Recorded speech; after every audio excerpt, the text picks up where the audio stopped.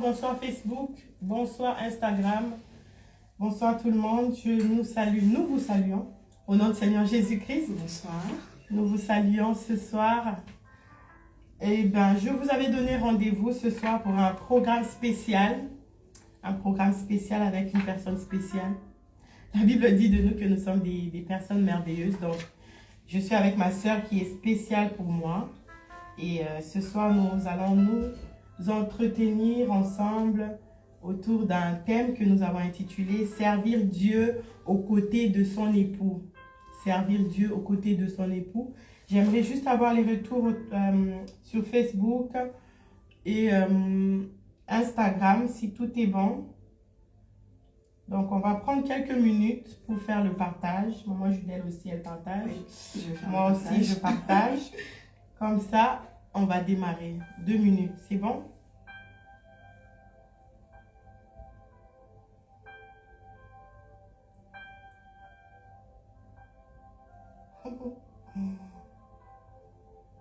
Je rigole déjà là. Regarde ce que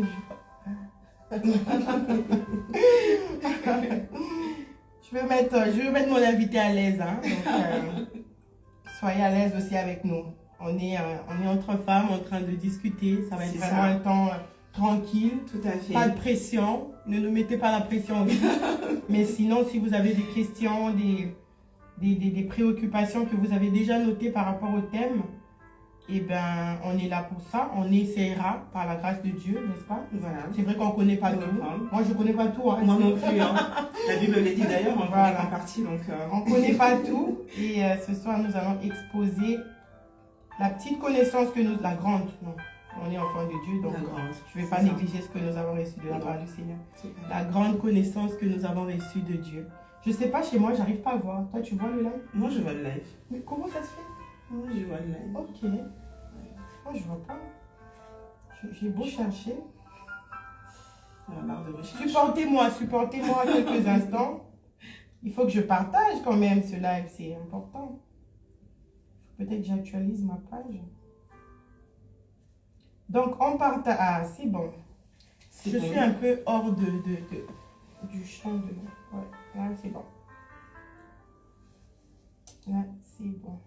Bonsoir Daniel. Oh là là, on voit les fils à maman qui sont là pour surveiller, voir déjà leur maman, savoir ce qu'elle va qu'est-ce que maman va raconter. Que maman va dire ce soir. Donc on partage, voilà, on envoie sur WhatsApp, nos groupes, on envoie.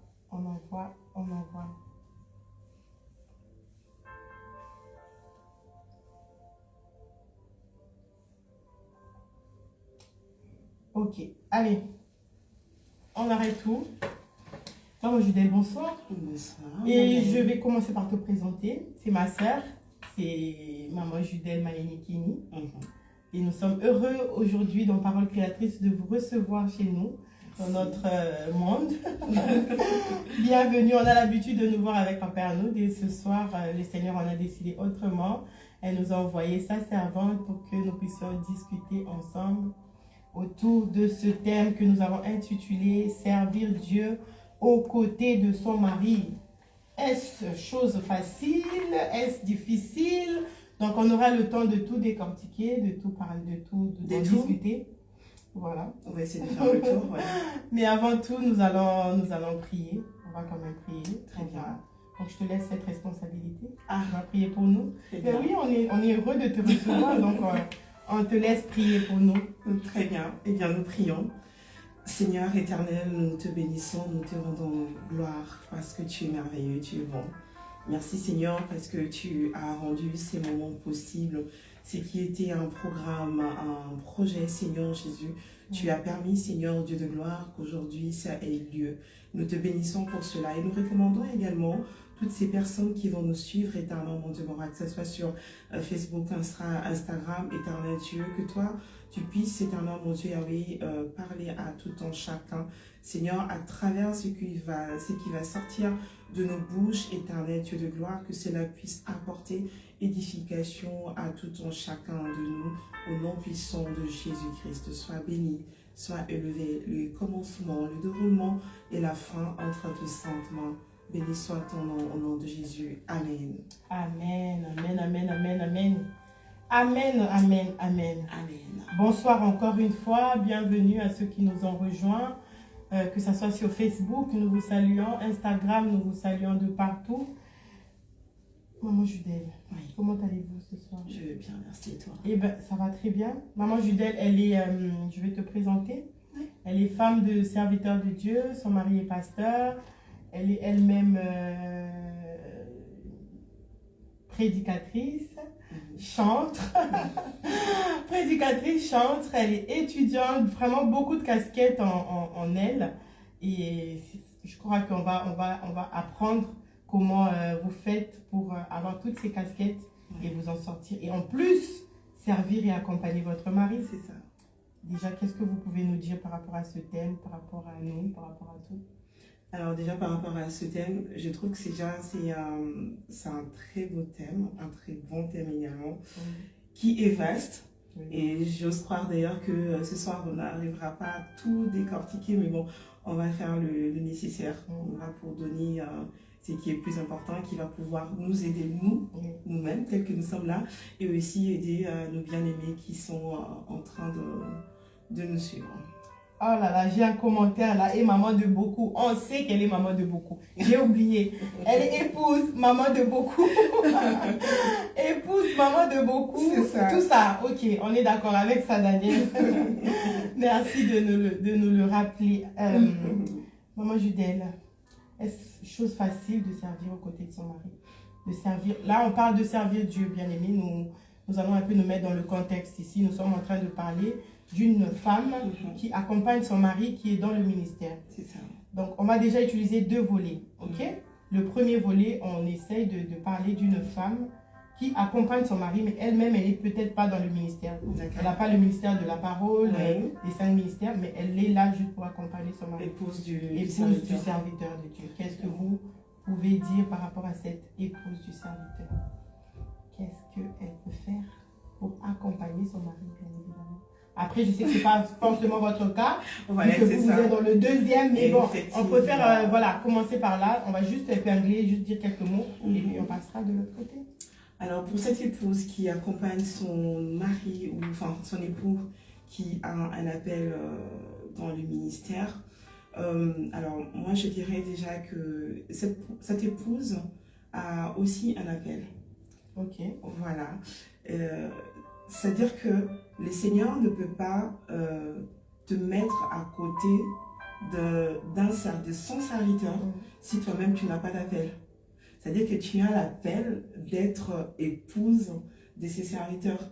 Donc yes, tu as en toi en fait cette capacité de pouvoir accompagner justement ce serviteur de Dieu. Wow. Donc c'est aussi un appel. L'appel, moi je me dis, ce n'est pas que dans le ministère. C'est-à-dire que cet époux a une mission, et puisque toi tu t'es uni en fait, tu te maries à cet homme qui a un appel de Dieu, et bien tu as aussi un appel de Dieu. Et d'ailleurs la Bible nous dit que ce n'est pas vous qui m'avez choisi, mais c'est plutôt moi qui vous ai choisi. Donc être à côté d'un serviteur de Dieu, sachant que cet homme-là est appelé par le Seigneur, donc automatiquement tu es aussi appelé en fait par Dieu. Tu as un appel, toi, d'accompagner cet homme de Dieu dans l'exercice de sa mission, de son ministère. Wow. J'aime beaucoup ça parce que là tu viens de nous éclairer pour dire que le fait simplement d'être épouse d'homme de Dieu, donc Dieu ne se trompe pas en faisant ce choix-là. C'est ça. De t'avoir choisi toi pour accompagner son serviteur. Et effectivement. Tu as une mission. Wow. Et ça, c'est très fort. Mais c'est très important parce que on remarquera aujourd'hui des couples, des hommes de Dieu, puisqu'en fait le choix a été mal fait. On va remarquer que en fait ces couples ne tiennent pas. Parce qu'en fait, il y a ces personnes qui n'ont vraiment pas, ces femmes qui n'ont pas cet appel d'être épouses des hommes de Dieu. Oula, là c'est... donc, attends, maman Judelle, là, je veux que tu m'éclaires un peu. Tu dis qu'il y a des femmes, soit c'est le mari qui a fait le mauvais choix d'avoir choisi cette femme-là. Voilà, c'est ça. Voilà. Et cette femme n'a pas eu cet appel d'être épouse de ce monsieur. Donc, c'est quoi? C'est Dieu qui s'est trompé ou c'est lui-même qui a choisi précipitamment? Moi, je crois que c'est plutôt l'homme, en fait, parce que Dieu ne se trompe pas. Parce que lorsque tu vas faire le choix d'une conjointe, je vais le dire là, parce que c'est le choix d'une conjointe, au fait, Dieu connaissant, sait à quoi tu es appelé, il prendra soin de mettre à tes côtés la personne qui va t'accompagner afin que tu réalises, que tu accomplisses sa mission. Maintenant, très souvent, on part dans les sentiments, les émotions, et on fait fi en fait à la voix de Dieu. Bien que le Seigneur puisse nous parler, mais on se laisse emporter par les sentiments et donc du coup, on dévie un peu le plan de Dieu. Ah ouais. Et là, du coup, on va voir que le ministère de cet homme sera un peu bancal, déstabilisé. Très déséquilibré, très vraiment bancal en fait. Ah là là là là, mais je sais pas si c'est nous qui devrions répondre à ça ou c'est le mari, le monsieur lui-même qui doit dire comment, qu'est-ce qu'il peut faire pour rattraper? Comment? Alors, comment faire pour rattraper tout cela? Oui, il est déjà dans le ministère, moi, il s'est trompé. C'est ça, tout à fait. Après, moi, je crois qu'il faut revenir toujours auprès du Seigneur. Parce que Dieu, en fait, avant que nous ne soyons conçus dans le sein de nos mamans, eh bien, lui, il nous connaissait, en fait. Il sait le projet qu'il a formé sur nous. Donc, il ne nous coûte rien, moi, je dis, de revenir, de retourner auprès de Dieu, de prier le Seigneur. Je crois que Dieu est capable de nous donner une orientation, nous dire justement la chose que nous pouvons faire. Une sorte de repêchage en fait. Donc voilà pourquoi il faut faire un très bon choix dès le début. Bon, après il y a des choix aussi, tu commences. Et moi par exemple, quand je me suis mise avec mon mari, j'avais pas ce niveau de connaissance de la parole de tout par rapport à lui. Tu vois. Mais il en est de même pour moi également. Ok. Mais sauf que pour moi, c'est un peu particulier. Parce que je me rappelle, moi quand je grandissais, j'étais adolescente. Et une fois, j'étais invitée à un groupe de prière. Et on avait prié pour tout le monde. Mais j'étais la seule personne sur qui on avait prophétisé. Tu vois, une jeune sur qui on prophétise. Et puis on me dit, tu seras la femme d'un pasteur. Tu seras la femme d'un serviteur de Dieu. Donc je grandissais en ayant toujours ça dans ma tête. Et ce qui fait que lorsqu'un homme m'approchait, je lui demandais, est-ce que tu es prêt à être un serviteur de Dieu? Et tu avais déjà une image. Et puis quand la réponse était négative, je me disais, ce n'est pas lui. Mais quand je me suis rencontrée avec mon mari, c'était différent. Cette fois-là, ce n'est pas moi qui ai posé la question. C'est lui qui m'a posé la question. Es-tu prête à être épouse d'un serviteur de Dieu? Et la réponse était oui. Et la réponse, en fait, j'avais pris quelques minutes de silence, mais je me suis souvenue en fait de ce qu'on m'avait dit. Au fond de moi, je me suis dit, bah, c'est lui. C'est lui. Et donc, confirmation pour moi, voilà, pour moi, c'était ça. Parce que je marchais toujours avec ça et cette fois-là. Wow, non, mais c'est fantastique. Quand on se connaît, ou on sait où on va, on sait quelle est notre destinée. C'est ça. On ne fait pas le choix de prendre n'importe qui sur le chemin. Effectivement, on ne fera pas le choix n'importe comment. On se basera sur ce que le Seigneur nous a dit. Et ça, c'est très important de se souvenir en fait de ces genres de messages. Que voilà, j'ai un appel et donc je ne dois pas me comporter n'importe comment. Je ne dois pas faire un choix n'importe comment. Non, mais Dieu soit loué, vraiment.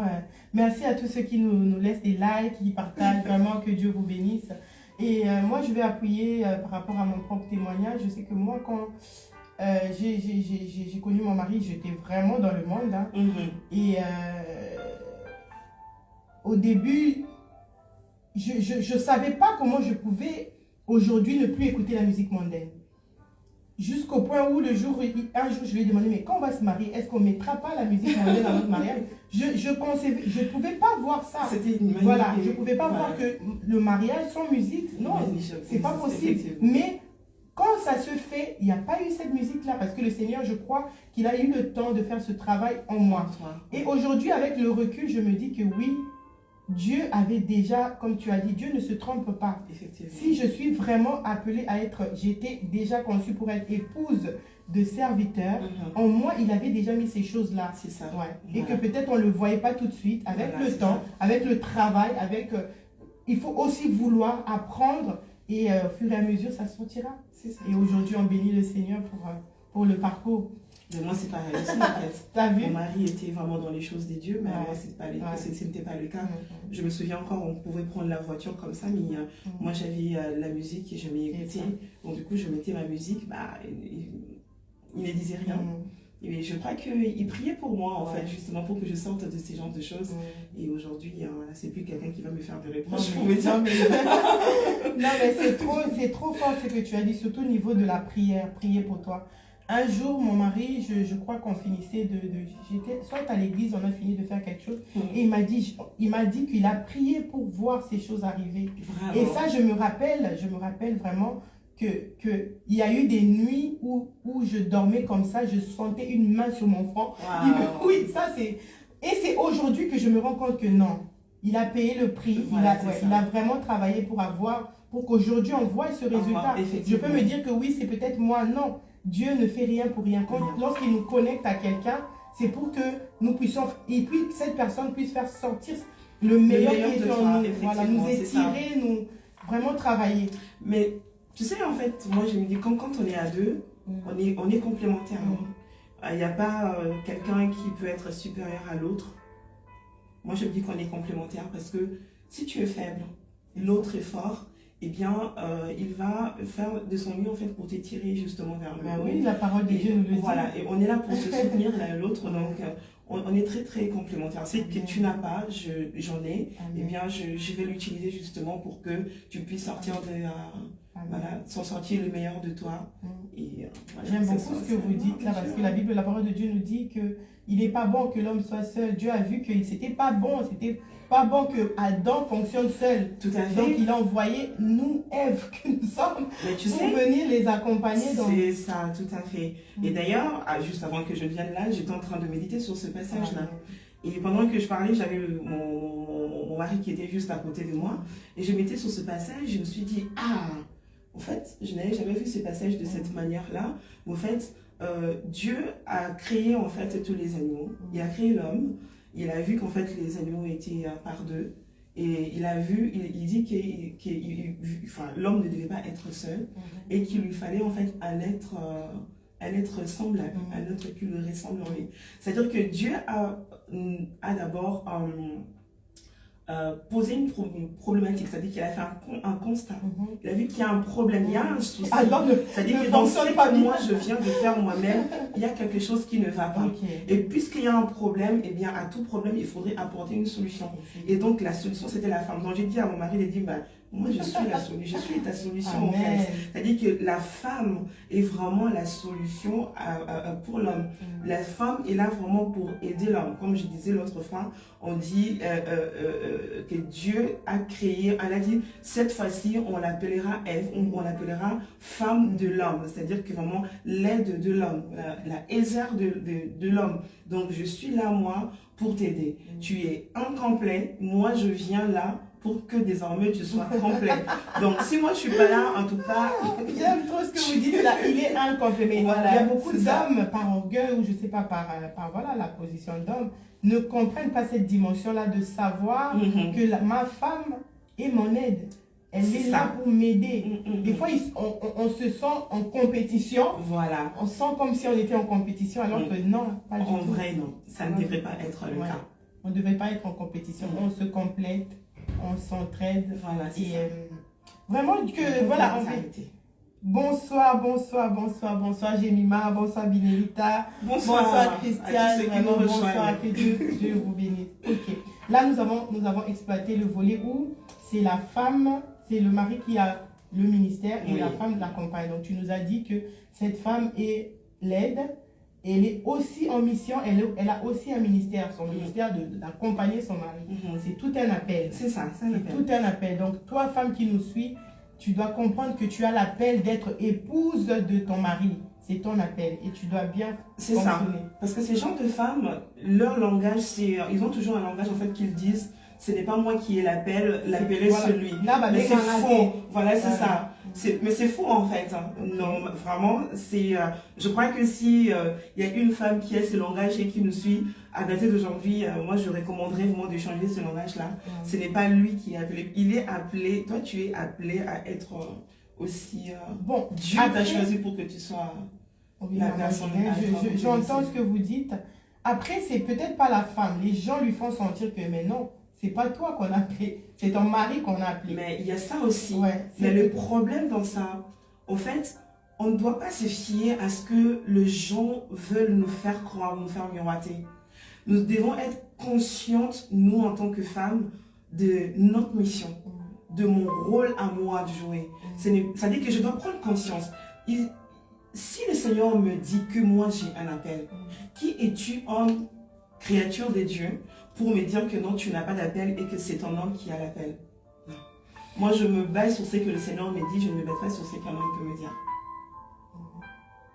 Donc, Gaëlle, on pense. J'ai l'appel, donc c'est bon, j'ai l'appel les femmes, ok? Une femme qui nous suit ce soir peut nous écrire, j'ai l'appel. Oui, tu as l'appel d'être épouse, c'est tout un appel, c'est une très grosse mission, une très grande responsabilité et nous avons besoin de Dieu, du Saint-Esprit pour mieux l'accomplir, ok?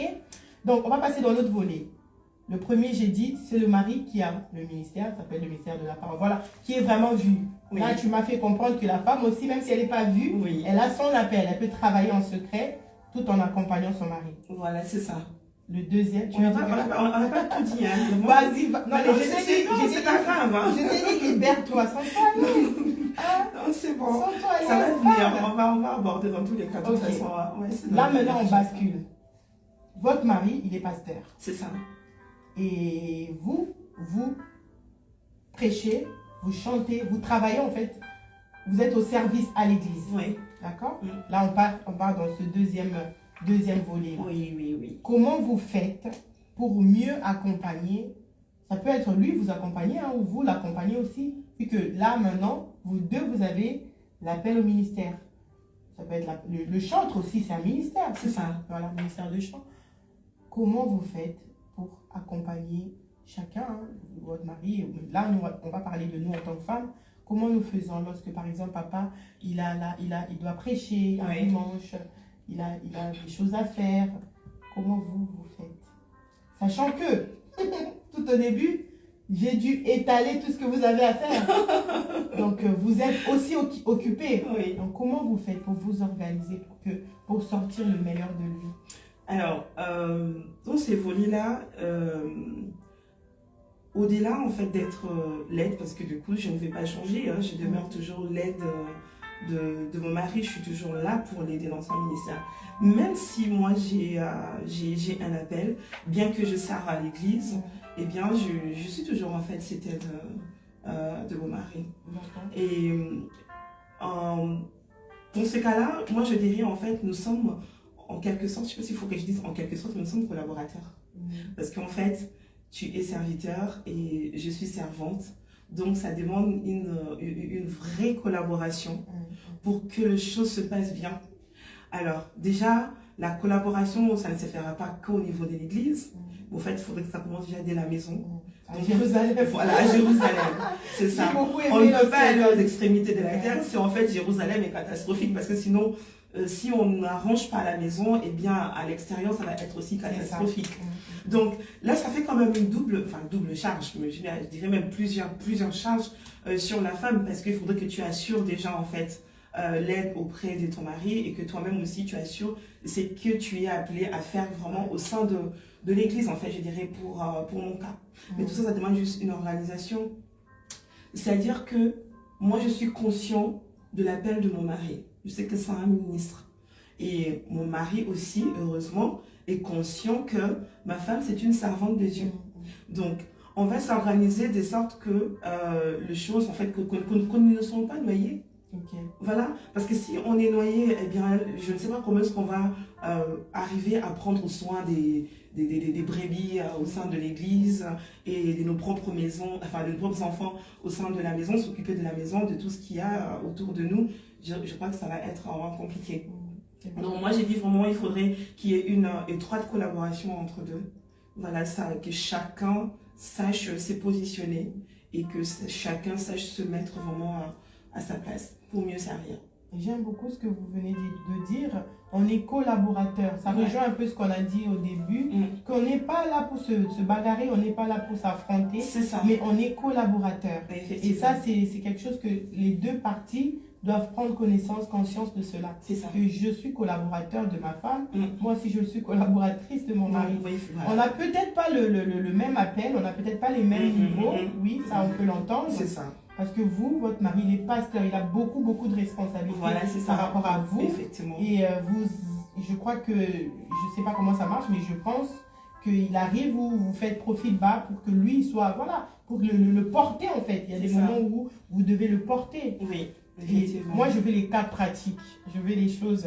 Il y a une femme peut-être qui me suit, hein, c'est peut-être ton cas. Maman Judelle, qu'est-ce que je peux faire des fois pour que, voilà, que mon mari, par exemple, il doit prêcher le dimanche. Oui. Qu'est-ce que je dois faire pour qu'il sorte le meilleur de lui, pour qu'il soit à l'aise lorsqu'il ira prêcher?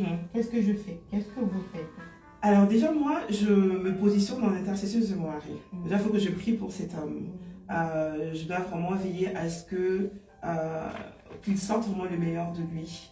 Et qu'il soit aussi disponible à recevoir ce que l'Esprit doit lui communiquer. C'est-à-dire? Voilà, il doit prendre le temps, il prend le temps de se préparer. Pendant qu'il se prépare, moi je sais qu'il est en train de se préparer.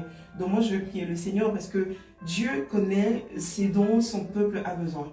Donc je n'aimerais pas qu'il sorte quelque chose qui va venir de lui-même comme ça et puis qu'il aille là-bas devant pour dire tout et n'importe quoi. Il faudrait qu'il va sortir puisse être constructif en fait. Ça puisse nourrir le peuple. Moi je vais prendre le soin de m'occuper de tout ce qu'il y a autour pour qu'il ne soit pas dérangé. Quand il doit prendre le temps de prière, il faudrait que par exemple je puisse gérer les enfants. Et s'il doit préparer son message, ben, moi je gère toujours les enfants et leur dire que là il ne faudrait pas déranger papa, il faudrait laisser se concentrer si on sait qu'il est en train de faire. Je trouve que c'est très important parce que moi-même je suis dedans. Quand je prépare mon message, eh bien je dis toujours à mes enfants, je dois préparer mon message et après voilà. C'est différent entre papa et maman parce qu'avec papa, très souvent ils comprennent.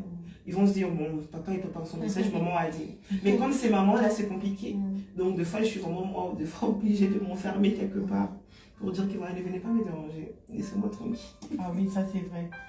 Lorsque vous avez dit que, vu que vous êtes dedans, en fait, ce que vous traversez les mêmes combats, les mêmes challenges. C'est ça. Vous pouvez mieux le comprendre. Et ça, c'est quelque chose que je n'avais peut-être pas avant.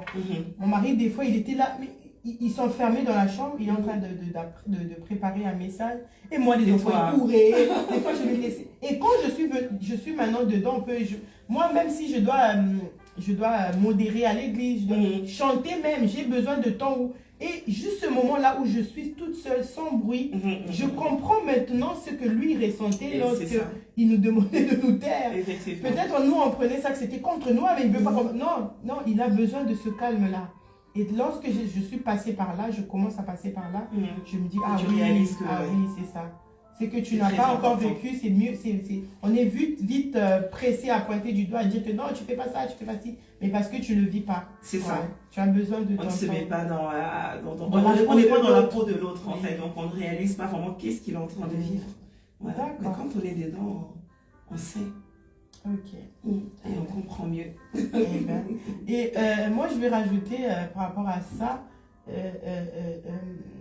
quand je parle de l'accompagnement et tout, c'est que, vu que lui, il prêche, et des fois, moi, dans notre église locale, moi, je dois chanter ou je dois modérer. Donc, je m'organise de telle sorte que nos programmes à nous deux ne se croisent pas. Voilà. D'accord.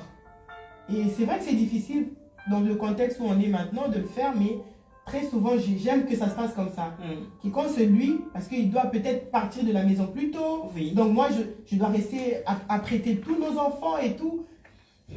Si nous deux, nous devons sortir plus tôt, on va courir, on va mettre les enfants à... Vraiment, tout le monde, la maison sera bougée. Donc je préfère quand c'est un qui doit prester, l'autre reste s'occuper des enfants. Moi, ce que je fais, des fois, je me lève vraiment plus tôt que tout le monde. On a culte à 10h, mais 6h, je suis déjà debout pour vraiment commencer. Soit à prier, beaucoup de choses. Et même si c'est lui qui viendra avec les enfants, j'apprête les vêtements, je sais déjà qu'ils vont mettre ça. Et ils vont me suivre. C'est tout si c'est moi qui vais chanter. Donc, je pars 30 minutes avant, 1 heure avant. 1 heure, non. Et 30 minutes, ça c'est sûr, on part 30 minutes avant. C'est ça. Et lui, il va venir après avec les enfants. Donc, imagine si nous deux, nous devons prester. Je trouve un peu, pour moi, je trouve que c'est surtout quand notre enfant, notre dernier était bébé, c'était pas possible. Ça, c'est des choses aussi que vous, femmes, vous pouvez aménager. Vous pouvez, voilà, on est là pour partager les connaissances dire ce qui a marché pour nous. Oui. Ça peut peut-être pas forcément marcher pour toi, mais bon, tu prends ce que tu peux prendre ce soir et tu les mets en pratique. Alors moi, moi de mon côté en tout cas, on part tous en même temps. Oui, on part tous en même temps. Après, bon, tu as quand même une grande fille, bon, j'en ai une également. Et moi, je cherche vraiment je fais un effort de responsabiliser mes enfants. C'est-à-dire que le jour de l'église, je leur dis, écoutez, même si il nous arrive, deux fois, mon mari va prêcher, bon, moi, je dois chanter. Et je dois faire la modération. Donc, ça arrive en fait que le programme se fasse de cette façon-là. Eh bien, on assume. On ne dit pas non parce que toi tu vas prêcher. Non, on dit bon, écoute, je suis programmée, donc on va le faire ainsi. Et on va s'arranger justement pour que, voilà, on se prépare. Et moi, le culte, je commence à le préparer, par exemple, déjà le samedi soir. Voilà, j'ai dit déjà à chaque enfant, déjà vous verrez, mais tout, je range tout déjà. Tout est prêt. C'est-à-dire que le matin, j'ai 1 heure, je sais que toi, et en fait, vous êtes chronométré. L'armée un peu. Vous êtes chronométré, et ça dit que tu prends ta douche jusqu'à telle heure, et bien, et toi, ça veut dire que là d'ailleurs, j'ai arrêté parce qu'elles étaient un peu stressées. Bon, vu que ce sont des filles, je leur laisse un peu le temps de bien prendre leur douche et tout ça. Mais sinon, je leur mettais quand même carrément un chronomètre. Dès que ça sonne, ton temps est épuisé. Non, mais ça aussi, c'est bien, des fois, de bien, c'est l'éducation. Bien cadrer les choses. Un jour, ils vont vous remercier parce que quand ils vont grandir, ils partiront à l'église tôt, ils feront des choses vraiment dans l'ordre. Moi, je leur dis toujours, c'est la gestion du temps. Voilà. Donc, dès le bas âge, là, apprenez la gestion du temps et ça vous aidera plus tard. Donc, ce qui fait que, dès qu'on fait, bon, c'est toujours papa qui finit en premier. Parce que papa, il se prépare, lui. Il s'habille, lui, il fait tout ça. Lui. Je sais que mon mari doit suivre, donc on est deux. Moi, quand il finit, non, mais vous êtes pas chérie. Toi, tu es 1. Moi, je suis 4. Donc, il faut me comprendre. Donc, il arrive très souvent. Il va sortir, il part. Et quand il part, là, les filles, là, et puis moi, je me suis dit, les filles, vous restez. Donc, du coup, ça sort avec les chaussures dans les mains. Mettez vos chaussures dans la voiture. Donc, voilà, au moins qu'on soit à l'église et qu'on arrive, qu'on arrive à l'heure. Le fait d'aller aussi ensemble en famille, ça aussi, c'est très bien. Entre nous, on fait toujours un effort d'aller tous ensemble. Mais moi, j'ai un peu abandonné parce que des fois, écoute, des fois, on finit le culte, lui doit rester, il doit parler aux gens, il doit saluer, il a des réunions. Mais des fois, on restait là avec les enfants, ils ont faim. Donc, je préfère moi, je rentre. Bon, je crois que toi et moi, on n'est pas dans le même cas. Ok. Donc, moi, en tant que épouse du pasteur, eh bien, je suis obligée de rester là. Je reste là. Parce qu'il y a aussi je dirais, des enfants spirituels qui n'ont pas forcément envie d'aller voir papa pour parler et qui préfèrent venir voir maman pour parler, par exemple. Il y a ça aussi, en fait. D'accord. Effectivement, je peux comprendre. En tant que femme, des fois, on a un emploi du temps, on s'est dit, bon, après l'église, je dois faire ci, je dois faire ça. Et effectivement, dans un premier temps, je disais, mais chérie, franchement, moi, ça ne m'arrange pas de rester après lui. Il m'a fait comprendre que je suis pasteur à l'église. Donc, je dois prendre le temps d'écouter chaque personne qui vient me voir et tout cela. Et donc, voilà. Donc, non, mais ça, j'apprends, maman Judel, j'apprends. Je pense qu'un jour viendra. On reste. Donc, j'emmène, là, il faut que j'emmène. On finit à 13h30, des fois, on arrive à la maison. On est à 10 minutes de l'église, hein, maison-église. On finit à 13h et des fois, on arrive à la maison, il est 14h, 14h30. Ça va encore. On a pris le temps de rester. Ça va encore, maman Judel. Nous, il reste soit les premiers invités. Tu vas voir dans le couloir, surtout Eden, mais maman, en partant. Maman, j'ai faim. Maman. Non, mais j'ai dit, ok, venez, on va partir. On va partir. Papa, il va nous suivre. Des fois, même quand on part avec une seule voiture, il va prendre le tram. Vraiment? Oui. Des fois, on l'abandonne, il va nous suivre. Parce que, bon. Après, c'est l'organisation. Il n'y a pas du mal, en fait, dans ça. Je vais prendre ça. Il n'y a pas du mal si c'est pour venir, par exemple, s'organiser aussi. En fait, il y a ça. On gère l'église, on gère la maison. Ça se moule. Comme ça, dès qu'il se dit, viens, il mange tranquille. Effectivement. Mon Dieu, c'est comme. Il n'y a pas du mal, ça, tu ne pêches pas. Ah, maman Judel, on se moque de toi. On a dit comme l'armée, là. Oui, moi, c'est comme ça. Ouais, mais c'est bien, moi. Mais je suis contente parce que malgré ça, mes enfants m'aiment beaucoup. Non, mais c'est pas ça qui va faire que tes enfants. Non.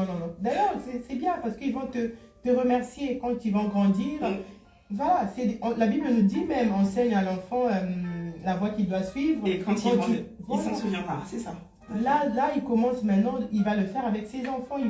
Ils vont être des gens, des personnes bien cadrées dans leur vie. C'est ça. Et ça, C'est ce que nous voulons, des enfants bien éduqués, des enfants qui écoutent les parents, surtout qui sont enfants de pasteurs. Tu sais, dans l'église, les autres enfants peuvent faire, mais les enfants... yeux sur les enfants du pasteur, mais... Les enfants du pasteur. Des fois, c'est pas votre faute.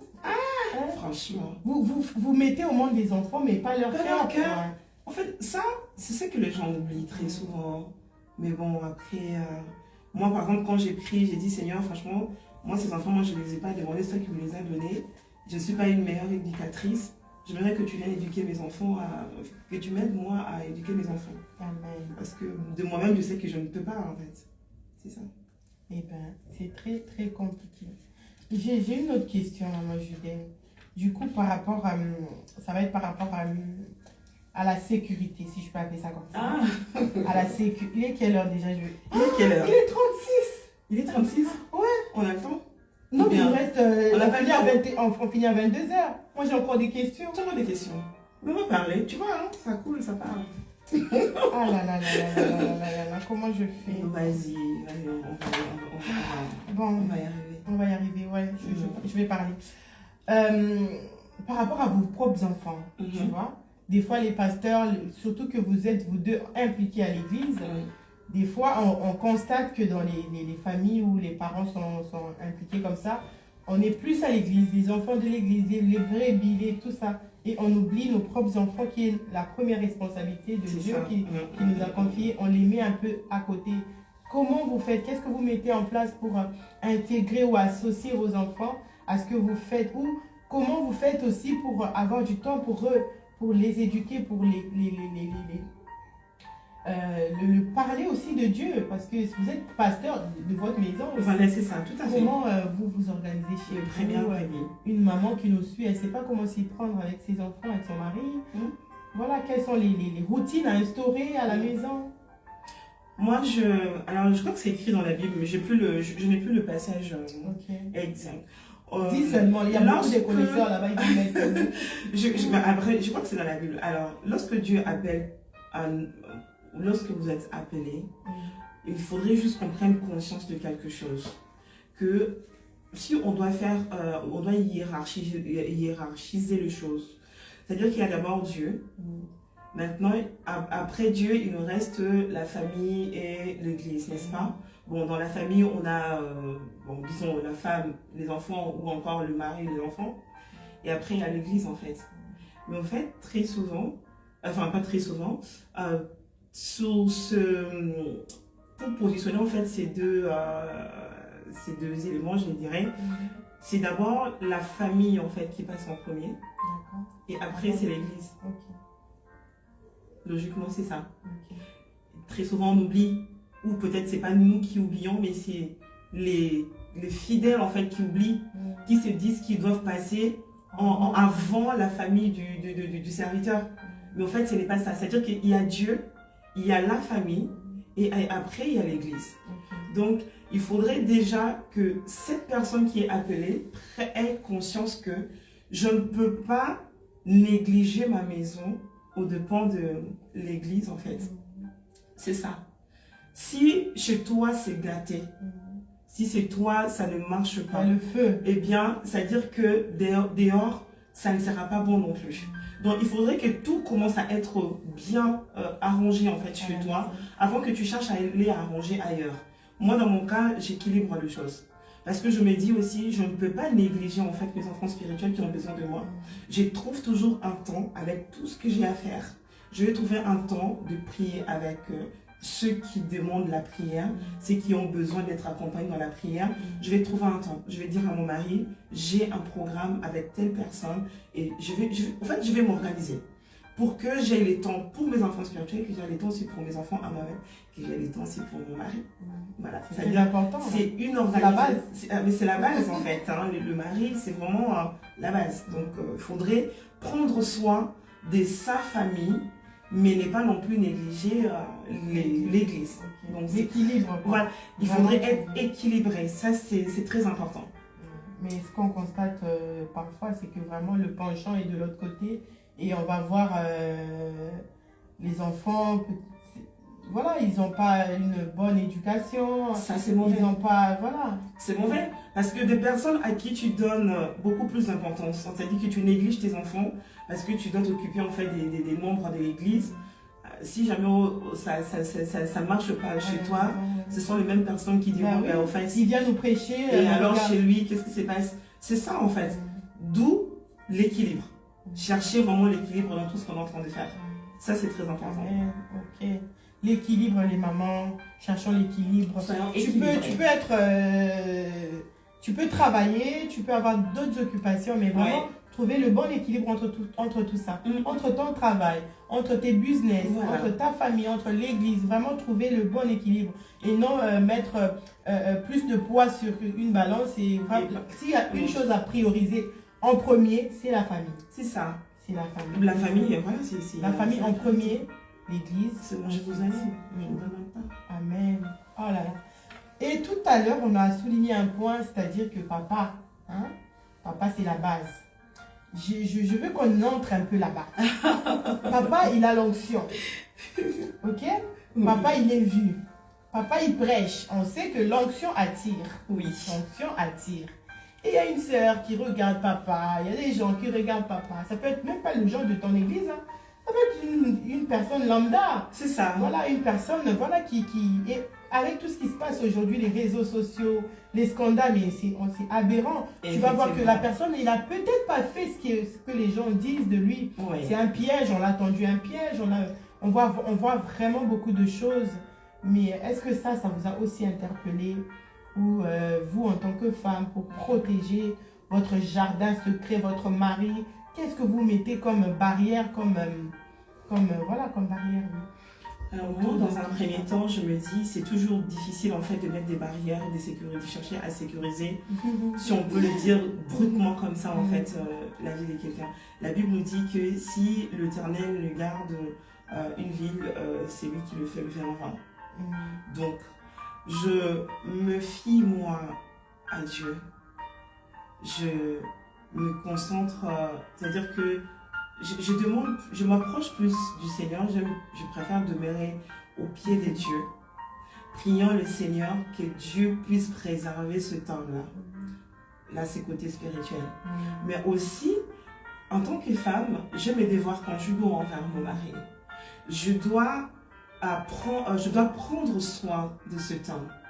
C'est-à-dire que si moi je prends soin de mon époux, je prends soin de l'âme de mon époux, eh bien, il sera plus à même de prendre soin aussi de brebis à l'église. Si moi, je néglige en fait mes devoirs conjugaux envers mon mari, eh bien, c'est vrai qu'un homme, ça reste un homme. Maman Gaëlle, tu es une belle femme. Hein? Bon, je suis une belle femme. On est belle, n'est-ce pas? Oui, on est belle. On est des créatures merveilleuses. Moi, j'aime ce ça, c'est Dieu qui l'a dit. Non, mais c'est pas de l'orgueil. Je ne vais pas dire le contraire. Hein? N'est-ce pas? C'est ce qui a dit non. Oui, nous sommes de si merveilleuses créatures. Amen. Donc, et ça, c'est important pour une femme de se le dire. C'est ça, tout à fait. Maintenant, il y a de belles femmes aussi. C'est-à-dire que quand ces femmes la passent, ne pensent pas que nos maris sont aveugles pour se dire que non, cette femme est belle. Mais en fait, la chose justement qui va faire que le mari ne puisse pas se tourner vers l'autre, c'est nous, notre attitude, c'est que nous faisons envers ces hommes-là. Donc, nous devons apprendre à respecter, à prendre conscience de nos devoirs conjugaux envers nos maris. C'est écrit dans la Bible, c'est que dans les Corinthiens, je crois bien. Voilà. Je t'avais dit, on va pas donner des versets. Je t'avais dit, si on ne donne pas des versets, on dit seulement on passe. Donc, on doit prendre soin, on doit veiller en fait sur l'homme. On doit veiller sur le ministre en fait qu'il est. Voilà, pour qu'il arrive à prendre soin des brebis. Mais ce qui est très important, c'est vraiment la prière. On ne doit pas négliger moi cet aspect prière. Parce qu'on peut dire oui, parce qu'il y en a qui aiment bien, je dirais en fait, de devoirs conjugaux. Quand je parle de devoirs conjugaux, je parle de tout ce qui se passe en intimité par exemple. Et en fait, il y a des femmes qui misent là-dessus en fait. Mais en fait, c'est pas sécuritaire. Ce n'est pas la garantie que ton homme n'aille pas à l'extérieur.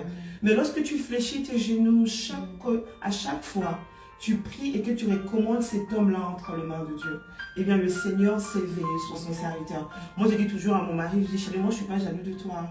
Mais au fait, j'ai juste peur que l'huile qui est sur ta tête puisse couler. Amen.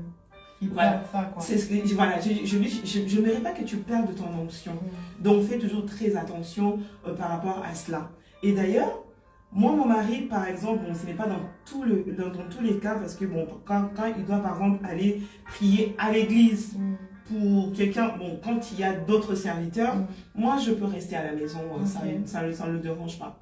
Mais quand il doit se rendre dans la maison d'un fidèle ou d'une fidèle, surtout quand c'est une femme, il n'aime pas me laisser à la maison. Il m'embarque toujours avec lui. Je t'ai dit, qu'est-ce que vous mettez comme c'est? Il m'embarque toujours avec lui. C'est pas pour le surveiller. Non, c'est pas pour le surveiller. C'est même pas pour lui parce qu'il va tomber, non. C'est ça. Ouais. Mais vraiment, lui, en fait, on sait des choses qui arrivent. Il y a quelqu'un qui, pasteur, je vais prier. Et puis tu arrives là-bas, c'est pas la prière. Ah, oui. Et mon mari a déjà connu ce genre de choses. Voilà. Mais heureusement, ce jour-là, moi, je n'étais pas présente. Mais en fait, il avait pris nos enfants avec lui.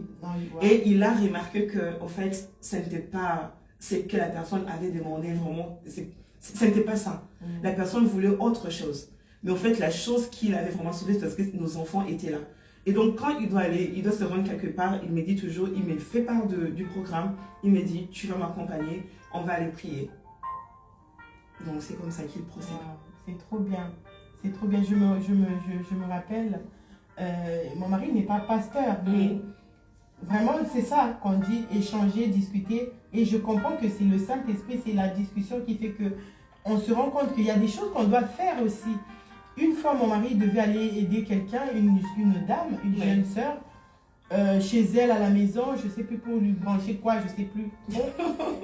Et il est parti. Le premier jour, il est parti. Il m'avait dit qu'il était parti. Et il est revenu et tout.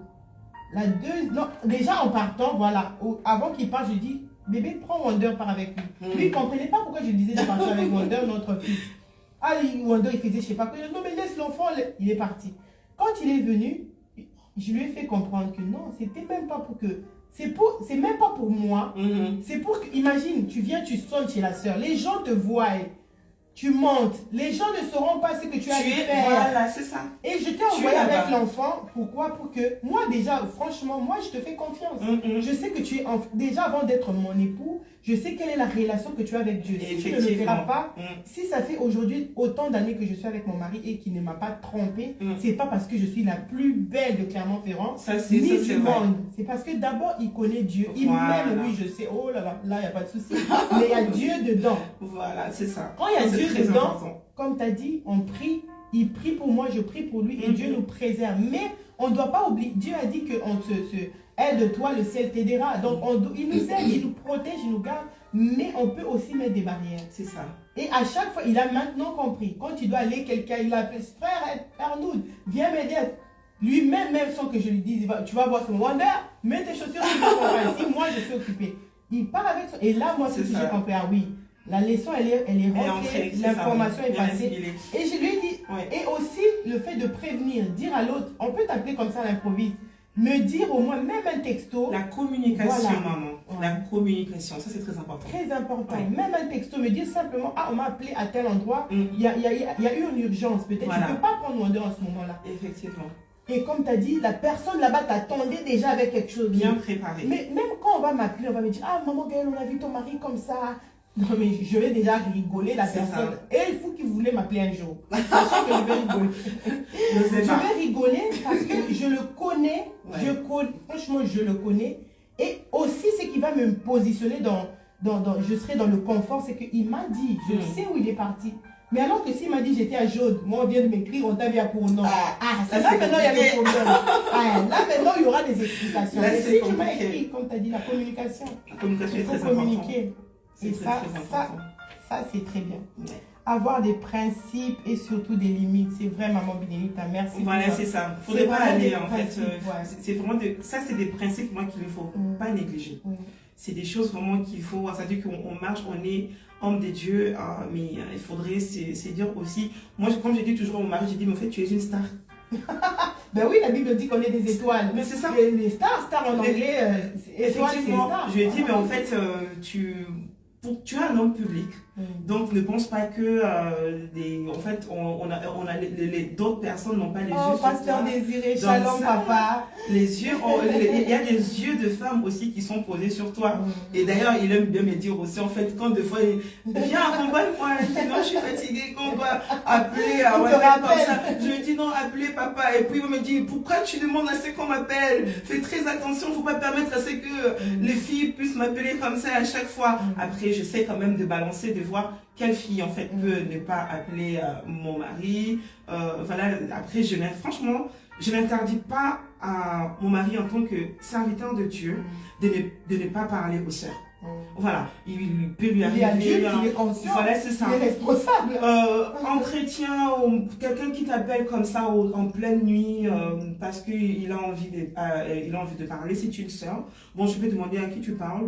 Enfin, d'ailleurs, avec le téléphone, des fois, tu entends déjà la voix de la personne. Tu sais que c'est une fille. Bon, quand tu suis déjà le fil de la conversation, tu sais que bon, c'est quelque chose qui a trait entre pasteur et sa brebis.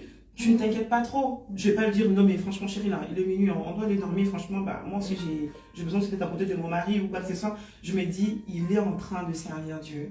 Donc je fais quand même la part de choses. Là, c'est un service qu'il est en train de faire. Donc je n'ai pas à me mettre dedans ou à l'empêcher en fait de servir convenablement. Donc ça aussi c'est très important. Pour des femmes surtout qui sont très possessives ou qui sont jalouses à chaque fois, moi, je dis la jalousie, il faudrait faire très attention avec parce que ça détruit le ministère. Et tout à l'heure, mon mari disait quelque chose, je n'ai pas vraiment fait attention, mais j'ai retenu, il a dit la jalousie est l'ennemi de la sagesse. Et quand tu mets de la jalousie en fait devant, eh bien tu vas perdre la sagesse. Tu ne sauras plus comment conduire les choses, comment aider ton mari à exercer en fait dans son ministère. Donc c'est très important les femmes. La jalousie, là, 2 ans. Attention, tu connais les histoires des... la femme qui prend, enfin l'homme qui prend rendez-vous avec une femme alors que c'est dans le cadre des affaires, eh bien ils vont se retrouver dans un restaurant. Bon là encore il y a un problème de communication. Et donc la femme qui est en train d'écouter la conversation et donc du coup qui va suivre l'homme et puis va lui trouver l'homme et la femme en train de prendre un verre par exemple et qui va se mettre à faire de la pagaille et tout cela et puis faire perdre justement quoi un marché à son mari qui est très important et par après tu regrettes. En fait tu n'as pas eu de la sagesse justement déjà ça ne sert même à rien de suivre. Attends ton homme à la maison en fait, il va revenir. Et puis à ce moment-là, tu lui demandes en fait, et puis il va t'expliquer. C'est ça la sagesse. La Bible dit que la femme sage, elle bâtit sa maison. Et l'insensée la renverse avec ses propres mains. Ça c'est très important. L'édifice que tu étais en train de bâtir, ça s'écroule carrément. Donc il n'y a plus rien. Beaucoup de sagesse. Ça c'est très important. Sagesse femme. Et tout à l'heure, tu as dit que tu ne prives pas ton mari à ses brebis, à l'église, à tout ça, mais quand même, on est femme, on est maman, on est épouse, on a besoin de nos maris. Tout à fait. Voilà. Comment vous faites? Surtout moi, il me connaît. Bon, c'est pas possessif, c'est que tu... Non, je ne suis pas possessive, mais je lui demande toujours de faire la part de choses. Je lui dis, je suis ta première brebis, moi. Donc... il faut que tu prennes soin de moi. Je suis sa première brebis, je dis, mais il faudrait que tu prennes soin de moi. Donc voilà. Donc ça arrive, hein, tu sais, à être le travail à un moment donné. Ça peut arriver dans une journée que vous n'ayez pas vraiment le temps de vous retrouver, vous deux. Ça peut venir. Avec la fatigue du travail dans le séculier, le travail à l'église et tout cela. Ça peut arriver en fait que voilà, vous venez, ça va chérie, ça a été la journée. Vous n'avez pas vraiment le temps de discuter. Mais en fait, je n'aimerais pas que cette façon de fonctionner soit habituelle. Voilà. Ça peut être occasionnel, ça peut arriver, mais si c'est habituel, là, ça fragilise vraiment la relation, ça va fragiliser le couple et ça amène d'autres choses, en fait, à entrer dans le couple. Ça ouvre le porte à l'ennemi, en fait, sans le savoir. On voit que la femme du pasteur, elle est malheureuse, elle pleure toute seule. Elle devient aussi frustrée. Et même avec les brebis, comme ça, il serait comme ça, vous chassez. Vous venez comme ça, quoi, tu es pour mon mari, il faut sortir. Il prend plus soin de moi, mais là, c'est que vous, maintenant, il faut partir. Là, c'est catastrophique. Elle n'a pas sa place, elle ne se sent pas aimée. Elle n'a plus sa place. Nous, les femmes, on aime cette affection-là. Mais ça, c'est très important. Très important. Les maris, ne comprennent pas. Mais moi, ce que je fais, je le demande. Moi, quand je suis en manque d'affection. Mais même c'est écrit dans la Bible, non? J'écris vraiment à mon mari. Là, je sens que je suis en Je suis en manque de mon mari. je suis en manque d'affection. Ça ne va pas du tout. Oui, Moi, je me plains. Ouais. Je dis non, moi ça va plus là. Tu ne prends plus soin de moi ces derniers temps. Tu Et tu t'occupes pêches plus pas. de moi. Tu ne pêches pas. Mais non, c'est pas un C'est péché. pas un péché. Ah, non, mais en fait, qui dit que les désirs de la femme seront tournés... Est-ce que c'est moi? Est-ce que c'est moi? C'est pas nous. C'est écrit dans la Bible, n'est-ce pas? Bon, et puis la Bible dit aussi quoi? Que Marie aime vos femmes. L'amour. La femme aime l'amour, Voilà, aime l'attention, aime l'attention, la sécurité. Ah là là, tu vas voir la femme, elle boude, tu sais pas, c'est juste ça. Et Juste ça. Julius, ma chérie, qu'est-ce qu'il y a? Franchement, non mais franchement, ces derniers temps, tu dis, ah mais juste ça, ah on me vient. Mais juste un petit câlin déjà là, ça ouvre déjà le cœur. Et puis tu vas voir même les choses qui étaient bloquées, c'est des blocs. Tu as entendu les papas, j'espère que vous nous suivez, que vous avez compris que des fois, ça demande peu de choses pour débloquer les choses. Donc il faut débloquer par votre donner notre place. Par votre dans amour. tout ça. Vraiment casser cette routine aussi, on oublie ce qu'on était au début. On a commencé peut-être une relation, déjà il y a des enfants dedans. Déjà les enfants, ça nous prend du temps, l'énergie.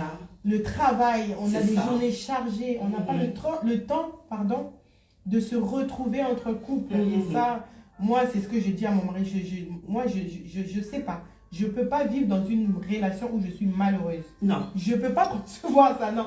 Je ne peux pas. Là, je sais pas comment ça veut dire que là, tu ne vis pas ton mariage, mais tu subis carrément le mariage. Alors, on n'est pas là pour ça. Non. Je ne saurais pas faire semblant. J'aime ma vie, j'aime ma personne. Je veux bien vivre. Il ne faut pas faire semblant, en fait. Il n'y aura pas le mariage. C'est ça. Le mariage, c'est ici. Il ne faut pas faire semblant parce que peut-être qu'il n'est pas conscient de ça. Justement, en le disant, en le verbalisant, il prend conscience et dit que j'ai négligé quelque chose, il faudrait que je me rattrape. Ça, c'est très important. Peut-être c'est vrai. C'est comme on a dit, la communication. Lorsque tu dis pas, il y a d'autres femmes qui sont, il y a des cultures chez nous, on est congolais, il y a des cultures, il y a des comment on appelle ça, il y a des coutumes, voilà. Non, pas des coutumes. On sait que les Bakongo, les Swahili, voilà, les traditions et tout. Où on sait que ces personnes-là, ces femmes-là ne parlent pas, elles ne sont pas ouvertes, elles ne démontrent pas leur... comme tout à l'heure, on a dit que lorsqu'on est en manque d'affection, mais il y a d'autres femmes qui vont dire, ah bon, toi tu demandes ça, tu es capable de dire ça, mais oui, je suis capable de le dire. Mais oui, après, c'est vraiment culturel, je crois que ce sont nos parents qui nous ont conduits un peu comme cela, mais en fait, moi j'ai cassé cela. Moi, j'ai cassé cela. J'ai appris à m'exprimer. Moi, j'ai vraiment appris à m'exprimer. Et je demanderai d'ailleurs aux femmes, apprenez à vous exprimer auprès de vos maris. Parce que si tu ne te sens pas libre à t'exprimer auprès de ton mari, je ne sais pas auprès de qui vas-tu t'exprimer encore librement. Donc, moi, je dis toujours à mon mari, les choses, si je ne peux pas te parler à toi librement, à qui vais-je parler librement? Et le mari aussi doit être apte à nous écouter. L'écoute. Nous écouter. Pas n'importe quelle écoute, maman. L'écoute active. C'est très important. Parce que des fois, et tu vas voir aussi dans nos couples, surtout les couples d'hommes de Dieu, nos disputes, ça ne va pas être sur les gros problèmes, les grosses choses. C'est des petites choses. Tu ne m'as pas trompé, hein. Non, tu n'es pas allé voir ailleurs. Mais juste des petites choses comme ça. Mais ça, c'est vrai. Tu n'as pas menti. Des petites choses, j'ai suivi un enseignement là. La dame disait que, la Bible dit que je vous rendrai les années dans les sauterelles en dévoré. Et elle expliquait, elle disait que les sauterelles, ça bouffe petit à petit. Effectivement. Ça bouffe des petites choses. Et tout de suite, tu vas voir la maison s'écrouler. La dispute va déclencher. Tu ne vas pas comprendre que ça a commencé par une petite chose. C'est ça. Tu n'as pas fait ceci. Il y avait cela. Il y avait ce qui t'avait bougé. Et tu m'avais fait ça. Tu ne m'as pas demandé pardon. Des petites choses. Et lorsque ça va exploser, chacun part dans tous les sens. Et il y a le feu dans la maison. D'où il ne faudrait pas négliger les petites choses. Discuter, communiquer. C'est très important. Un autre conseil que moi je peux vous apporter. Chez nous, on a un peu instauré par la grâce de Dieu ce fonctionnement-là. C'est-à-dire que dans l'année, on a un moment où on casse tout, on part que nous deux. D'accord.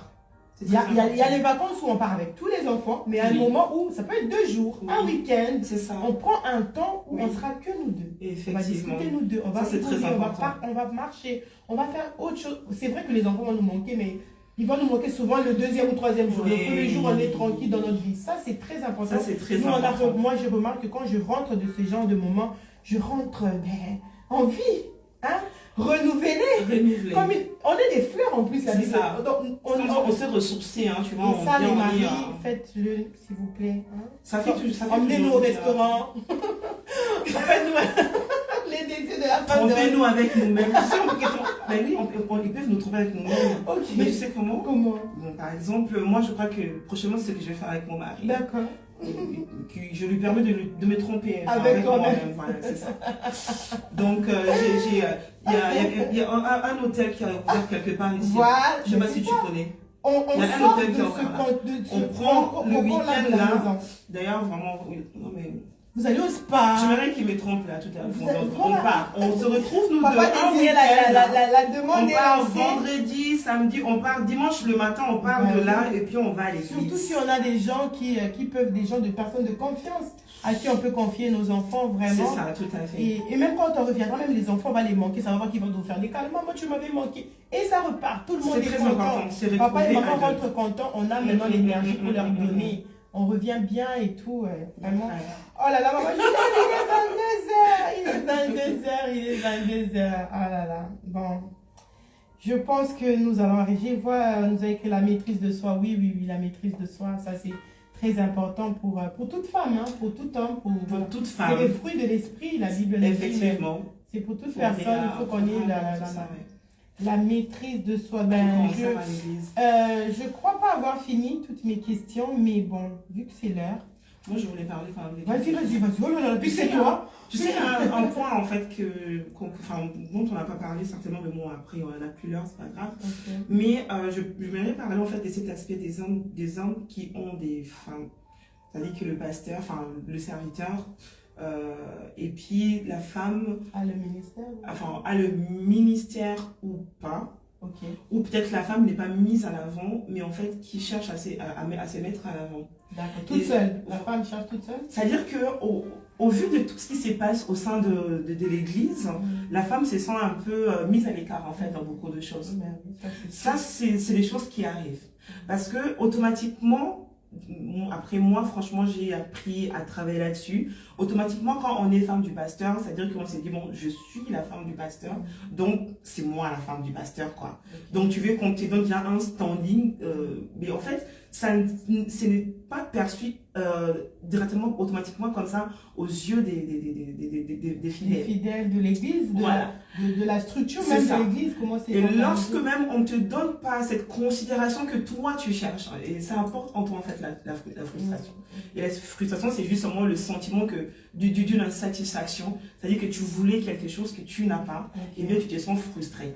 Mais lorsque en même temps tu es frustré, c'est-à-dire que tu n'arriveras pas à aider en fait déjà cet homme-là dans l'exercice de son ministère, et toi-même tu ne seras pas à 100% dans ta relation avec Dieu. Ça c'est très dangereux. Donc il faudrait vraiment que chaque femme accompagnant son époux dans l'exercice de ministère puisse vraiment apprendre à se mettre à sa place. C'est-à-dire que là où on ne te met pas, ne te met pas.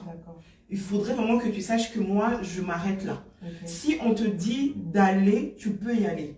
Mais quand on ne te demande pas d'aller, et que tu vas comme ça, on te dit non mais en fait non mais on ne te voyait pas ici, donc tu vois un peu c'est que ça fait, hein, tu vois, non, ça fait plus mal que si tu te mettais derrière et qu'on te ramenait devant. C'est la Bible même en parle, tout à fait. Que tu vas dans une fête et tout, vois derrière, on comprenne ton importance et puis qu'on te mette devant, au lieu de t'enlever de là et qu'on te ramène, ça pique vraiment. Donc il faudrait vraiment que ces femmes des serviteurs apprennent à se mettre à leur place, que ça soit dans tout ce qui doit se faire au sein de l'église, vraiment savoir, c'est dire que voilà, moi je veux mettre là, avoir des principes, des limites également, des barrières à ne pas franchir pour se garder soi-même, pour garder sa relation saine avec Dieu et aussi être toujours là à 100% pour accompagner son époux. Wow. Bien aimé dans le Seigneur, on vous aime énormément. Et moi-même, je suis vraiment bénie par rapport à tout ce qu'on dit là. Oui. J'apprends beaucoup de choses. Et je pense que c'est le cas aussi pour toi, que tu es en train d'apprendre. Et peut-être aussi que tu as des choses à nous dire, hein, n'hésite pas. Voilà, c'est ça. On a commencé à dire qu'on ne connaît qu'en partie, on n'est pas venu ici voilà, pour dire c'est que, ça. voilà, oui, regardez-nous, on est des super femmes. Non, pas du tout, pas du tout, pas du tout. Et maman Judée, il y a une question qui arrive aussi. Ah oui. C'est que, comment vous faites pour gérer les conflits? Les conflits de...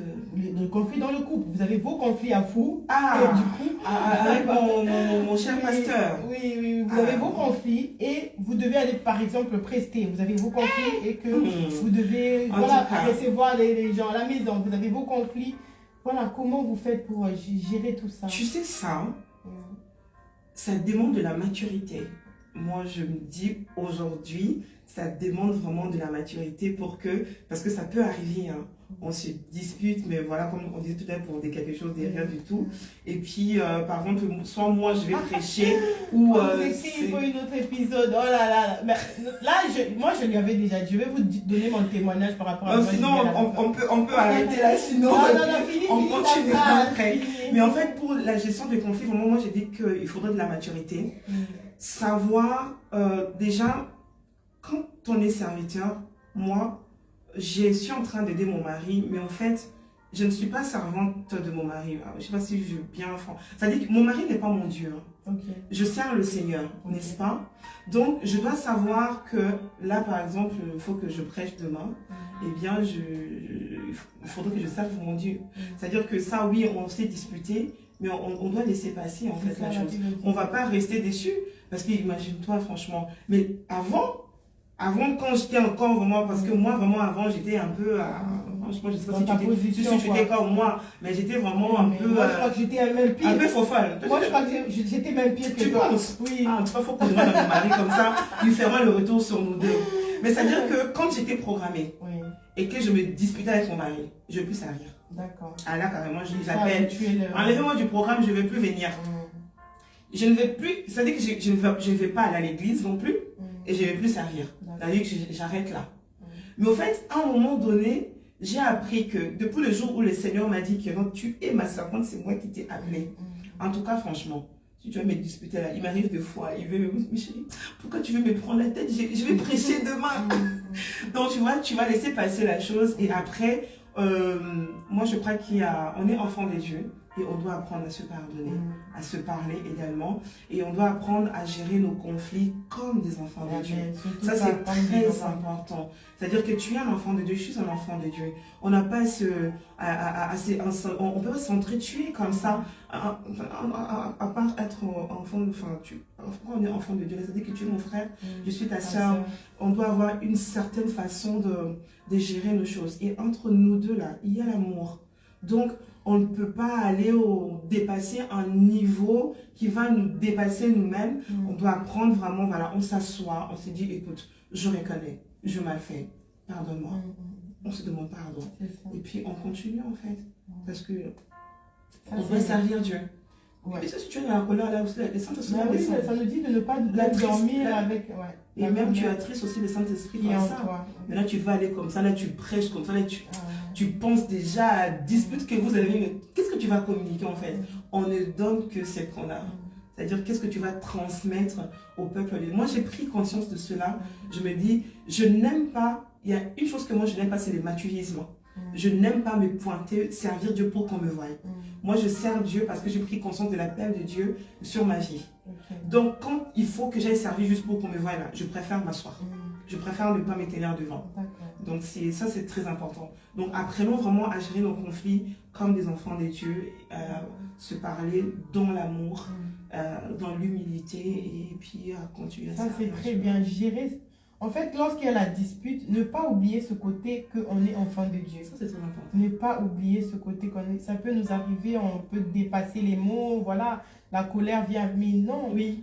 Et le Saint-Esprit qui est en nous, vraiment, si on a le Saint-Esprit, il va nous interpeller. C'est ça. Tu peux être dans ton coin en train de bouder, mais le Saint-Esprit vient te dire. Ça t'arrive pas, mais si je le dis, c'est parce que ça m'arrive. Tu vois, le Saint-Esprit, l'Esprit de Dieu, franchement, c'est un meilleur ami. Limite, tu as envie de pleurer.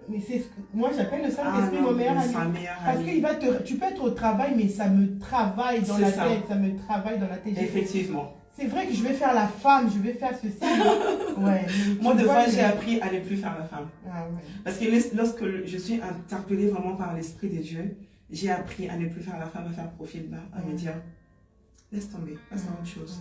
Voilà. Parce que tu sais, quand tu es fâché là, en fait, est-ce que tu as le courage d'aller devant Dieu comme ça et prier, franchement? C'est ça. Il suffit que tu penses à ça, tu t'es dit, je n'ai pas envie de gâcher ma relation avec Dieu. C'est-à-dire que le moment que je veux prendre en intimité avec le Seigneur, bah, je préfère laisser en fait. Pardon, excuse-moi, on laisse tomber. Non, mais je discutais hier avec une amie à moi et on parlait aussi comme ça par rapport aux femmes, par rapport, elle aussi, elle est enfant de Dieu. Ouais. Et elle m'a dit la même chose. Elle a dit, lorsqu'elle commence à se disputer avec son mari, elle sent que ça commence à monter. Tout de suite en elle, elle sent que... Elle a en fait cette image qui lui revient à chaque fois que lorsqu'il se dispute, les portes et les fenêtres de sa maison s'ouvrent. Oui. Là, tout de suite, elle dit, mon Dieu, qu'est-ce que je suis en train de faire? J'ouvre les portes de ma maison à l'ennemi. Wow. Et elle arrête tout de suite de parler, même si elle était en tort. Elle se tait tout de suite parce qu'elle veut protéger sa maison. Elle dit, mais juste pour une dispute, je laisse l'ennemi entrer et toucher à mes enfants, à mon mari. Non, mieux vaut, on arrête la discussion. Et ça, c'est surtout lorsqu'on est emporté, tu sais, il y a des paroles qui sortent de la bouche, et l'ennemi prend. Et l'ennemi prend. La maîtrise de soi est très importante parce que tu vas sortir une parole que tu risques de regretter toute une vie. Oh là là. Je vous aime. Franchement, nous vous aimons, mais je dois libérer maman Judelle. Il y a son mari qui l'attend. Je vois vos commentaires. Vous nous dites que on doit faire un autre épisode, voilà. Mais ça, c'est pas à moi. Il faut demander à maman Judelle. Il faut déjà écrire là. Maman, tout le monde écrit, maman Judelle, on te veut. Maman Judelle, on te veut. Maman. On va voir qu'elle reviendra. Et vu que c'est pour bénir le peuple de Dieu s'il y a besoin, elle a dit tantôt qu'elle se met à parler, à prêcher, pas pour faire le m'as-tu vu. On n'est pas ici pour dire qu'on est belle. Non, on est là vraiment pour apporter la connaissance à une femme, éclairer une femme aussi qui était peut-être comme nous, qui était dans ses bouts, dans sa colère, dans ses choses, d'abandonner. C'est vrai que ça ne va pas tomber tout de suite. Voilà. À moi. Donc tu fais encore un peu plus aujourd'hui. C'est vrai que ça ne va pas tomber. Mais il fallait écouter la suite de ma phrase. C'est vrai que tout ne tombe pas d'un coup. Non, c'est progressif. Petit à petit, ça, c'est on arrive à laisser des choses. Le plus important, c'est de prendre conscience de cela et après entrer dans le processus justement pour s'améliorer. Voilà. Ça, c'est très important. Et nous autres, nous sommes dans le processus de l'amélioration par la grâce de Dieu. Processus de l'amélioration. Voilà, donc on va vous quitter par là. Et on va pas vous laisser comme ça, maman Judelle. Je pense qu'on va prendre quelques minutes pour prier pour une femme qui n'arrive pas à pardonner, pour une femme qui n'arrive pas à passer outre.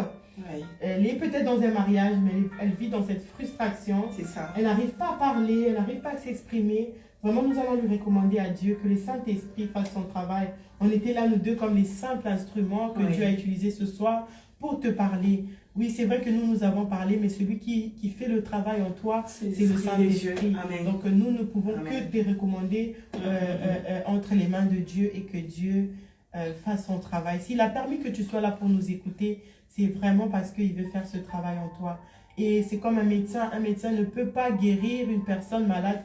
La personne, si elle ne veut pas la guérison, le médecin ne va pas guérir. Même s'il te donne les médicaments, tu peux jeter. Voilà, tu peux jeter le comprimé, tu peux ne pas boire, tu fais semblant. C'est ça. Mais si tu veux la guérison, tu vas écouter ce que le médecin te dit, tu prends le médicament, tu bois et tu seras guéri. Donc si tu veux la guérison, nous n'avons que le Saint-Esprit qui est notre ami fidèle à nous deux et nous te le présentons ce soir, Jésus-Christ qui sauve encore aujourd'hui, qui peut te sortir de cette situation. Maman, si tu peux juste prier pour nous et nous recommander sous la grâce du Seigneur. Très bien, nous allons prier le Seigneur Jésus. Gloire à toi, éternel, notre Dieu, notre Seigneur. Merci, notre Père, pour ce temps que nous avons passé dans ta présence, éternel Dieu de gloire. Merci, Seigneur, parce que tu as parlé à chacun d'entre nous, Seigneur. Tu as parlé à une femme, éternel Dieu de gloire. Et il y a des paroles qui ont touché le cœur d'une femme, éternel mon Dieu, à travers ce que nous avons dit.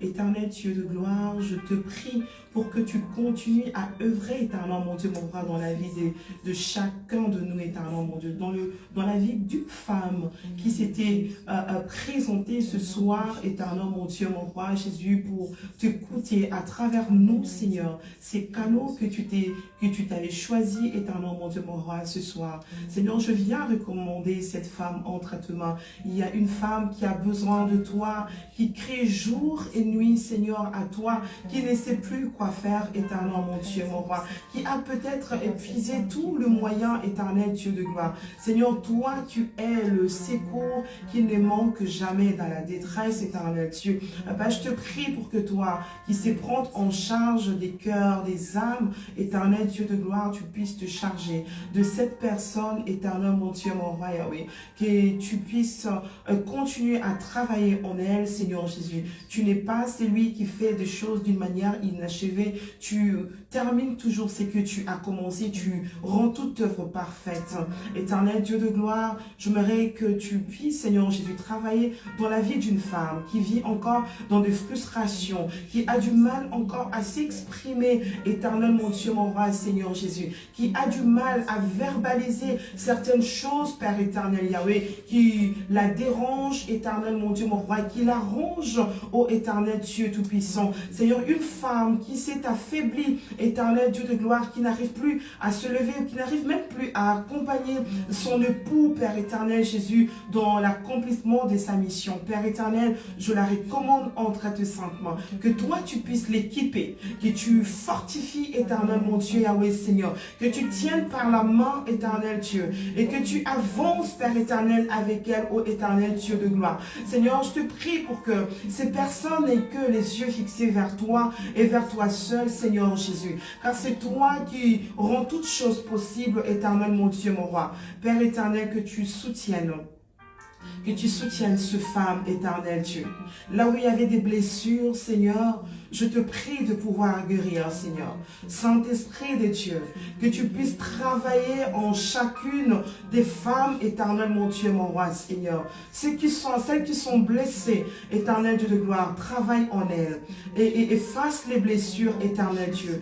Guéris, Seigneur mon Dieu, mon roi, toutes ces blessures, ô éternel Dieu tout-puissant. Celles qui s'étaient refroidies, ô éternel mon Dieu, mon roi, ranime le feu de l'esprit en elles, au nom de Jésus-Christ, éternel Dieu de gloire. Et oui, que tu leur donnes, tendre Père, de se rappeler de leur premier amour, éternel Dieu. Ce n'est pas des hommes que nous servons, mais c'est toi que nous voulons servir, éternel Dieu. Alors, Père, nous te demandons de pouvoir nous équiper. Équipe-nous, éternel mon Dieu, mon roi, afin que nous arrivons jusqu'au bout, éternel Dieu. Que nous ne puissions pas fléchir devant l'adversité, éternel mon Dieu, Yahweh, Seigneur. Mais que nous puissions, ô éternel mon Dieu, mon roi, avoir, Seigneur Jésus, nos cœurs vers toi, nos yeux vers toi, Seigneur, que nous puissions compter sur toi, compter sur ce que toi tu vas nous accorder, éternel Dieu, compter sur la force que toi tu es prêt à nous offrir, éternel mon Dieu, mon roi. Seigneur Jésus, je te prie, Père éternel, pour toutes ces femmes qui ont des oreilles, Père éternel, ouvertes à tout ce qui s'est dit autour d'elles, éternel Dieu de gloire, Seigneur.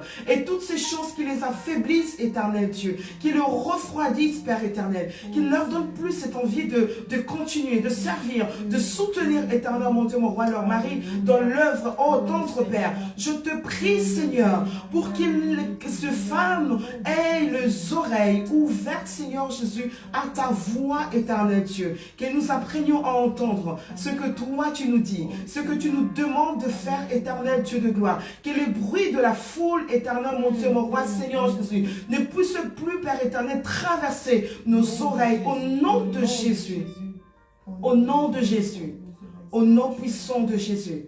Je te prie, éternel Dieu, de nous donner d'avoir du cœur de serviteur. Ce cœur de serviteur, éternel Dieu de gloire, Yahweh, où nous allons non seulement entendre, comprendre ce que tu nous dis, mais que nous puissions également obéir à ta volonté, faire ta volonté, éternel Dieu tout-puissant. Seigneur, que nos cœurs se soumettent à toi, notre Dieu. Seigneur, si nous arrivons à te servir, si nous arrivons à nous soumettre à toi, Père éternel, nous arriverons également à accompagner nos maris et à être soumis également à nos époux. Merci éternel Dieu de gloire de mettre cela en à toute femme, éternel mon Dieu, mon roi. Au nom de Jésus. Au nom de Au Jésus. nom puissant de Au nom Jésus. de Jésus. Au nom de Jésus. Nous avons ainsi prié. Amen. Amen, amen, amen, amen, amen, amen. Est-ce que quelqu'un peut acclamer le Seigneur chez lui? Hein? Est-ce qu'après cette prière, tu peux acclamer le Seigneur chez toi? Vraiment, si tu as été béni, tu as raison d'acclamer. Si tu as été béni ce soir, tu as raison d'acclamer. Moi, je vais te laisser saluer les gens qui t'ont peut-être suivi, ton mari, tu fais un coucou, tes enfants, à mon petit garçon là qui court partout là. Voilà. Je crois qu'il doit être en train de dormir certainement. Voilà, en tout cas, merci beaucoup. Merci d'avoir été présent ce soir. Merci d'avoir suivi et on trouvera un moyen de... J'attendais à la prochaine. Un moyen de continuer, continuer à parler en fait sur ce sujet et je sais que ça va aider beaucoup d'entre nous, nous-mêmes également, pas que vous, mais nous aussi, on a aussi appris ce soir, voilà. Merci beaucoup chérie d'avoir été là. Donc, Papa Zilibanga Naya Yasuka, voilà. Et bien, merci à tous. Que Dieu vous bénisse et très bonne nuit chez vous. À la prochaine. Très très bonne nuit. À la prochaine. Soyez bénis. Soyez bénis.